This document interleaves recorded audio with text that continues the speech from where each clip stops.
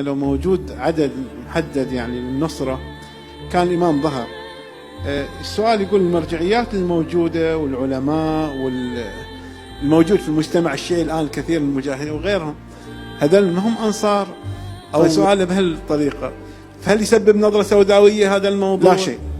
لعل الإمام يطلب مرتبة عالية من الكمال، وليس الكلام حول أصل الإمام، الجميع مؤمن إن شاء الله والجميع إلى خير، لكن أنصار الإمام، الأنصار المباشرين للإمام هي رتبة عالية من الإمام، مثل أنصار الإمام الحسين وغير متوفرة. هؤلاء بما أن الإمام ما ظهر فهي يقينا غير متوفرة.